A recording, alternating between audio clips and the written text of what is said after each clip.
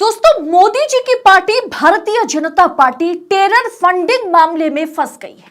मोदी जी की party Bharatiya Janata party terror funding के लिए आरोपी कंपनी से चुनावी चंदा लिया है। यह कंपनी मुंबई हमले के आरोपी आतंकवादी के साथ जुड़ी हुई कंपनी है और दोनों में यानी मुंबई हमले के आरोपी आतंकवादी और इस कंपनी के बीच खूब पैसों का लेन देन हुआ और फिर वही कंपनी भारतीय जनता पार्टी को करोड़ों का फंडिंग करती है। चुनाव आयोग में भारतीय जनता पार्टी की फाइलिंग के मुताबिक बॉम्ब विस्फोटक और माफिया सरगना दाऊद इब्राहिम के करीबी सहयोगी ने सत्ताधारी भारतीय जनता पार्टी को पैसा दिया है, यह खुलासा हो गया है।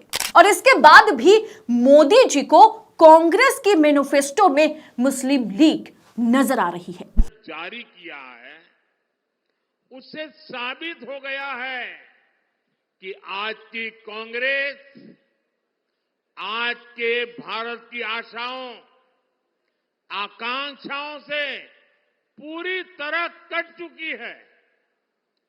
कांग्रेस के घोषणा पत्र में वही सोच झलकती है जो सोच आजादी के आंदोलन के समय मुस्लिम लीग में थी।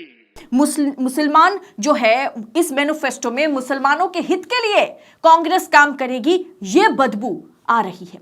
मतलब हिपोक्रेसी की भी एक सीमा होती है जिसे बार बार नरेंद्र मोदी और भारतीय जनता पार्टी लांघते हुए नजर आते हैं। वीडियो में आगे बढ़ने से पहले मैं आपसे अपील करूंगी, अनुरोध करूंगी कि देश नीति को इस समय आपकी सहयोगिता की सबसे ज्यादा जरूरत है। जिस तरह से तमाम स्वतंत्र मीडिया को बंद करवाया जा रहा है, उनका सच्ची आवाज जो उनका आवाज है, बुलंद आवाज को दबाने की कोशिश हो रही है, वहां पर देश नीति आप तक लगातार सच्ची खबरें पहुंचा रहा है। ऐसे में आपका भी फर्ज बनता है कि आप देश नीति का भरपूर साथ दें, चैनल को सब्सक्राइब सबसे पहले करें, नोटिफिकेशन के लिए बेल आइकन को प्रेस करें। नमस्कार, स्वागत है आप सभी का देश नीति पर।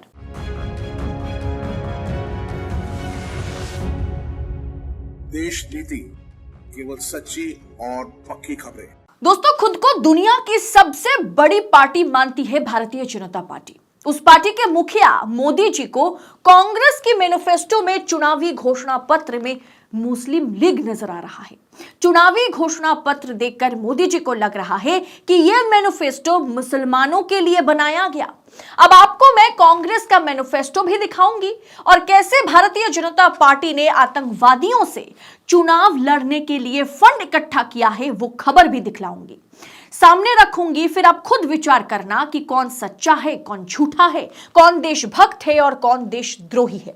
आप लोगों में से बहुत लोग सोच रहे होंगे, आपको यकीन नहीं हो रहा होगा कि बीजेपी की फंडिंग आतंकी संगठन कैसे कर सकती है।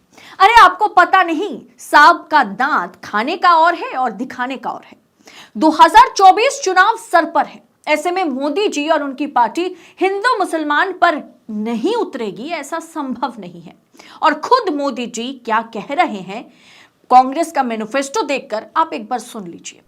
कांग्रेस के घोषणा पत्र में वही सोच झलकती है जो सोच आजादी के आंदोलन के समय मुस्लिम लीग में थी।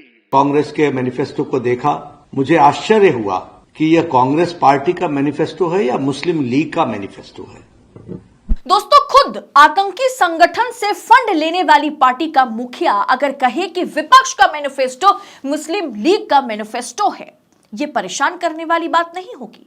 जनता को भटकाने और हिंदू मुसलमान करने का प्रयास है, ये कुछ और नहीं। लेकिन आप में से कितने लोगों को पता है कि बीजेपी ने लोकसभा चुनाव में टेरर फंडिंग के आरोपी कंपनी से चंदा लिया है, चुनावी चंदा बताएंगे। लेकिन पहले मैं आपको कांग्रेस का मैनिफेस्टो दिखा देती हूं। भारतीय राष्ट्रीय कांग्रेस न्याय पत्र 2024, इसे घोषणा पत्र मैनिफेस्टो नहीं बल्कि न्याय पत्र रखा गया।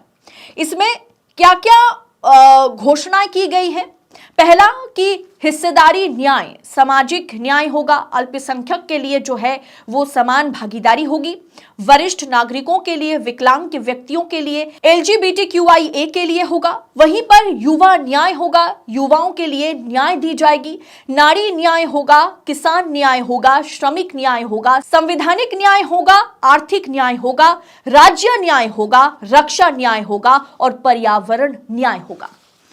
यहां कहीं पर भी आपको मुस्लिम शब्द का भी जिक्र होते हुए आपने देखा कि कहीं पर मुस्लिम शब्द लिखा हुआ है।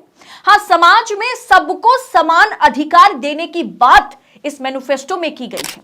जो भाजपा के लिए तुष्टीकरण की राजनीति है वो अलग बात है। अगर भाजपा को लगता है कि सबको समान अधिकार देना, चाहे वो महिला हो, चाहे वो बुजुर्ग हो, चाहे वो विकलांग हो, चाहे वो LGBTQ क्यों ना हो, चाहे वो अल्पसंख्यक क्यों ना हो, ये अगर भारतीय जनता पार्टी को लगता है कि ये तुष्टीकरण की राजनीति है और इसमें से अगर मोदी जी को मुस्लिम लीग या मुसलमानों की सिर्फ भलाई दिख रही है तो कुछ कहा नहीं जा सकता।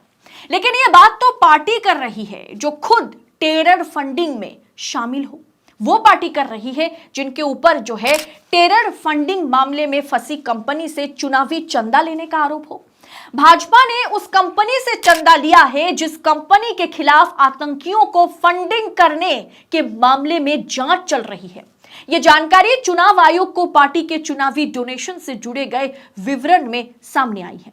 विवरण के अनुसार पार्टी ने 2014-15 में विवरण के अनुसार यह सामने आया है कि RKW डेवलपर्स लिमिटेड से 10 करोड़ रुपए का चंदा लिया है भारतीय जनता पार्टी में। यह चंदा पार्टी को मुंबई के एक्सिस बैंक की बांद्रा ब्रांच के जरिए दिया गया। पार्टी की तरफ से चुनाव आयोग को जो डोनेशन का विवरण दिया गया है उसमें RKW का नाम चंदा देने वालों की सूची में 26वें स्थान पर है। इस सूची में सत्या इलेक्टोरल ट्रस्ट और प्रूडेंट इलेक्टोरल ट्रस्ट जैसे जनता निर्वाचक इलेक्टोरल ट्रस्ट शामिल है। चुनावी चंदा देने वालों के बारे में पूरी डिटेल दोस्तों आपको यहां पर मिल जाएगा। आप यहां पर साफ साफ देख पा रहे होंगे 10 करोड़ का चंदा भारतीय जनता पार्टी को RK डेवलपर्स ने दिया है। अब ये RK डेवलपर्स के साथ किस तरह से 1993 मुंबई हमले के मास्टरमाइंड का कनेक्शन है वो भी मैं आपको बतलाऊंगी। बीजेपी को टेरर फंडिंग के लिए जांच की जा रही कंपनी RK डेवलपर्स लिमिटेड से दान मिला। यह कंपनी 1993 के मुंबई हमले के आरोपी मारे गए इकबाल मेमन उर्फ इकबाल मिर्ची के साथ लेन देन करने और संपत्ति खरीदने के लिए ईडी की जांच के केंद्र में है। ईडी की जांच जो है इन पर हो रही है। चुनाव आयोग में बीजेपी की फाइलिंग के मुताबिक बॉम्ब विस्फोटक और माफिया सरगना दाऊद इब्राहिम के करीबी सहयोगी ने सत्ताधारी पार्टी को पैसा दिया। 2019 के बाद से इस मामले पर सही तरीके से कोई कार्रवाई नहीं हुई और आगे कार्रवाई जो है वो नहीं बढ़ी। मोदी जी को कांग्रेस की मैनिफेस्टो से मुस्लिम लीग की बू आ रही है। इतना ही नहीं दोस्तों, ये तस्वीर आपको दिख रहा होगा, ये आदमी संजय सरोज है। ये बीजेपी में हाल ही में शामिल हुए हैं। 2018 में ये लश्कर-ए-तोयबा के लिए टेरर फंडिंग के आरोपी माने गए थे और वे जेल भी गए थे। आतंकियों के बिना बीजेपी का काम क्यों नहीं चलता दोस्तों? बाद में इन्हें जो है आपको भाजपा में शामिल करनी पड़ रही है। क्या अगली सदस्यता हाफिज सईद, मौलाना मसूद अजहर या हक्कानी को देगी क्या बीजेपी? अगर उससे भी भारतीय जनता पार्टी को थोड़ा फायदा हो जाए। 2000 इस तस्वीर को भी देखिए दोस्तों, ये तस्वीर आप देखिए 2018 में यूपी ATS के मुताबिक पाकिस्तान के निर्देश पर संजय सरोज टेरर फंडिंग में शामिल थे। 2024 में टेरर फंडिंग के लिए आरोपी संजय सरोज को भाजपा में शामिल किया गया। अब आप सोचिए दोस्तों, किसके मैनिफेस्टो में क्या है और पार्टी पीछे के दरवाजे से क्या कर रही है। मतलब भारतीय जनता पार्टी या मोदी की पार्टी, मैं कहूंगी कि एक ऐसी पार्टी बन गई है ना जो इलीगल काम भी बिल्कुल लीगल तरीके से करती हुई नजर आती है। जो चोरी भी अगर करे तो सीना ठोक के करे कि हम चोरी कर रहे हैं, जो करना है कर लो, जो उखाड़ना है उखाड़ लो। अब ऐसी पार्टी अगर कहें और ऐसी पार्टी के मुखिया अगर कहें कि इस मैनिफेस्टो से इस घोषणा पत्र से, इस न्याय पत्र से हमें मुस्लिम लीग की बू आ रही है। अगर ये मैनिफेस्टो, अगर कांग्रेस सत्ता में आ जाए तो सिर्फ मुसलमानों का कल्याण होगा और हिंदुओं का राम नाम सत्य हो जाएगा। वो कितना उचित है, वो कितना सच है, ये विचार करने की जरूरत है।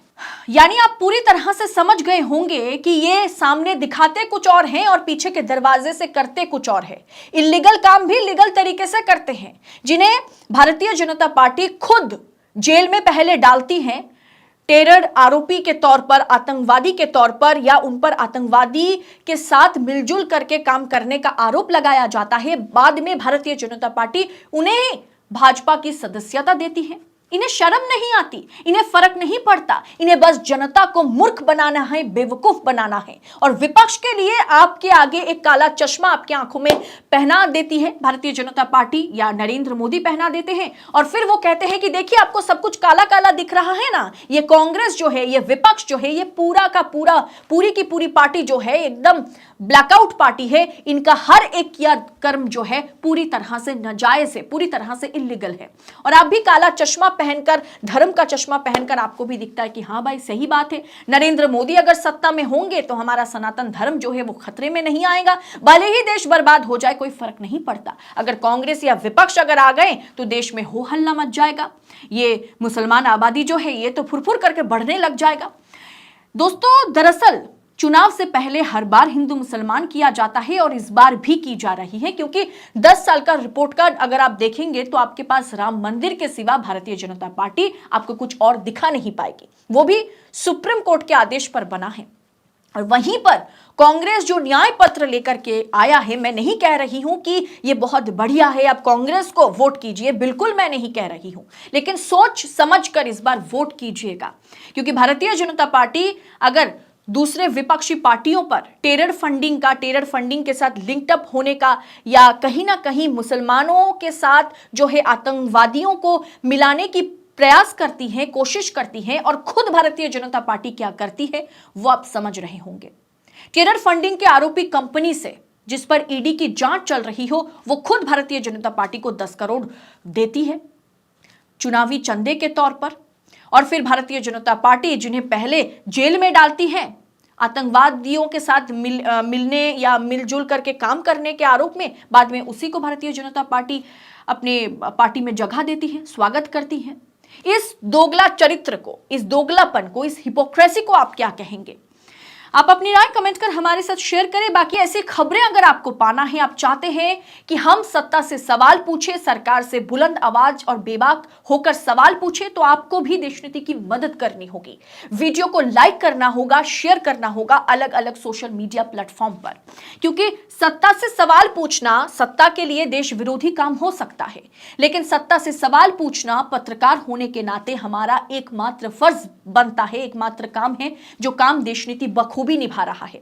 बस हमें इसमें आपकी हेल्प की, आपकी सहयोगिता की जरूरत होगी। वीडियो को लाइक जरूर कीजिएगा। हर एक रिपोर्ट को देखने के बाद जरूरी बात यह है कि अगर आपको रिपोर्ट पसंद आती है तभी, और साथ ही साथ थैंक्स ऑप्शन का दोस्तों इस्तेमाल कीजिएगा। थैंक्स ऑप्शन के जरिए आप देशनीति को आर्थिक तौर पर मदद भी कर सकते हैं। बहुत बहुत शुक्रिया। जय हिंद, जय भारत।